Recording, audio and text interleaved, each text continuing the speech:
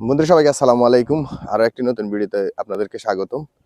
তো আজকে কিছু বাস্তবিক কথা বলবো আর কি। আসলে মূলত হচ্ছে যে গত জানেন যে সারা বাংলাদেশে মোটামুটি বেশিরভাগ জায়গাতেই আপনার দেখা গেছে ৬-৭ দিন যাবত টোটালি কোনো সূর্য ছিল না।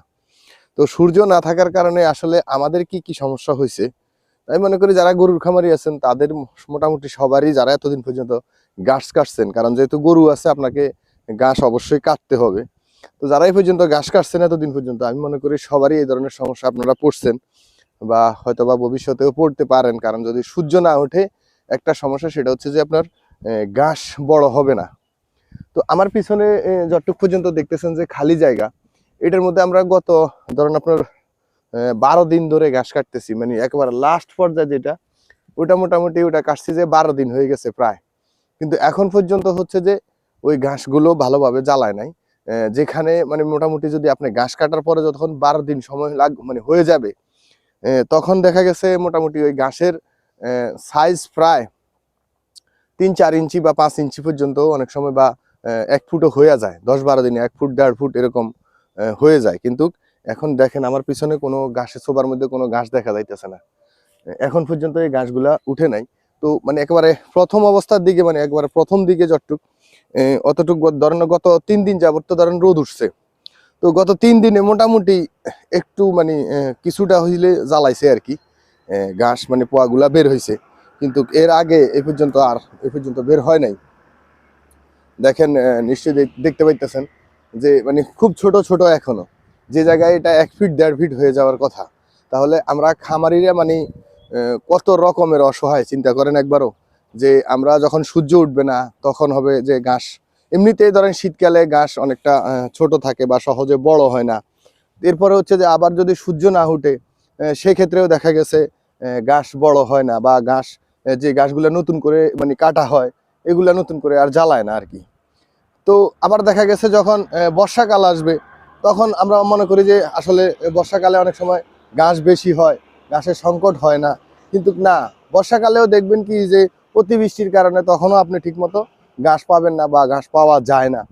হ্যাঁ। তো আবার দেখা গেছে আবার অতিবৃষ্টি, আরো যদি ভারী বৃষ্টি হয়ে থাকে, সেক্ষেত্রে বন্যার পানিতে সব ঘাস তলিয়ে ঘাস নষ্ট হয়ে যায়। তাহলে আমরা খামারিরা যে কি পরিমাণ সমস্যার ভিতরে আসি, খামার করে বা যারা খামার করছেন, তাহলে বুঝুন যে কি অবস্থা। তো একটা জিনিস কি, শীতের সময় আসলে যদি আপনি ধরেন সঠিকভাবে যত্ন নিতে পারেন কিছুটা, সেই ক্ষেত্রে দেখা গেছে কিছুটা মোটামুটি ভালো ঘাস পাওয়ার সম্ভাবনা থাকে আর কি। অন্য অন্য জায়গায় যেমন কি আমাদের এই যে জমিগুলোতে দেখেন আগাছা আছে প্রচুর। তো আমরা 2-1 দিনের ভিতরে এগুলাতে বিষ দিব, যেহেতু রোদ উঠে নাই। আগাছা পোড়া বিষ যেটাকে বলে আর কি, আগাছা মরার জন্য। তো ওটা দিব, ওটা দিলে হয়তো বা আগাছাটা মরে যাবে। এরপরে আমরা এটাতে 2-1 দিনের ভিতরে যখন আপনার আগাছাটা মরে যাবে, তখন আমরা সার ছিটে দিব। আমরা ইউরিয়া ডিএপি সার একসাথে করে দিই। আর আমাদের যেহেতু খামারে পর্যাপ্ত পরিমাণে গোবর আছে, ওই গোবরগুলো দেখা গেছে পুরনো গোবরগুলো আমরা ছিটিয়ে দিই, দিয়ে হয়তো দেখা গেছে সার যেদিন দেই এরপর দিন থেকে আমরা করি, কি বলে এটাকে, সেচ দিয়ে দেই। এরপরে মোটামুটি অল্প দিনে ঘাস উঠে যায়। তবে সেক্ষেত্রে রোদ থাকাটা বাধ্যতামূলক। আপনার যদি যতই শীত হোক, মোটামুটি যদি রোদ উঠে, সেক্ষেত্রে দেখবেন যে আপনার মোটামুটি ঘাস বড় হয়। এই যে এখানে দেখেন, এখানে কাটছি মনে হয় 7 দিন হয়েছে। এই জায়গাটুকু দেখেন, প্রত্যেকটা সোবা একটা একটা সোবার ভিতরে কোনো ঘাস এখন পর্যন্ত বের হয় নাই। তো যদি এক নাগারে দেখা যাচ্ছে 10 দিন 12 দিন 15 দিন পর্যন্ত যদি সূর্য না ওঠে, সেক্ষেত্রে অনেক সোবা মরে যায়। এগুলোতে দ্বিতীয়বার আর ঘাস বের হয় না আর কি। তো যাই হোক, এখন হচ্ছে যে চেষ্টা করবেন যাতে শীতে গরুগুলোর যত্ন নেওয়ার জন্য। আর হচ্ছে যে ঘাস মোটামুটি যদি আপনি সেচ না দেন, সেক্ষেত্রে আর সার না দেন, সেক্ষেত্রে ঘাস পাওয়াটা খুবই কষ্টসাধ্য ব্যাপার হয়ে যাবে আর কি।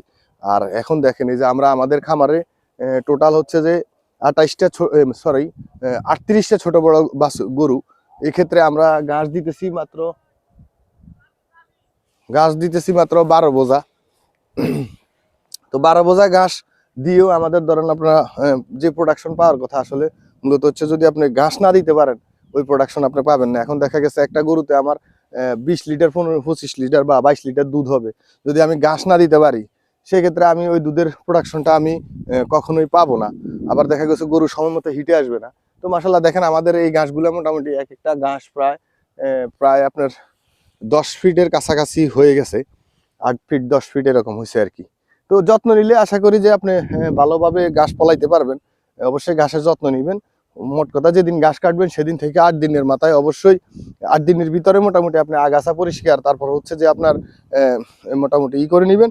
এরপর 8 দিনের মাথায় আপনার ঘাসে সার দিবেন, সার দিয়ে এরপর হচ্ছে পানি সেচ দিবেন পরদিন। আশা করি ইনশাল্লাহ আপনার ঘাস বড় হয়ে যাবে। তো এই পর্যন্ত দেখার জন্য অসংখ্য ধন্যবাদ।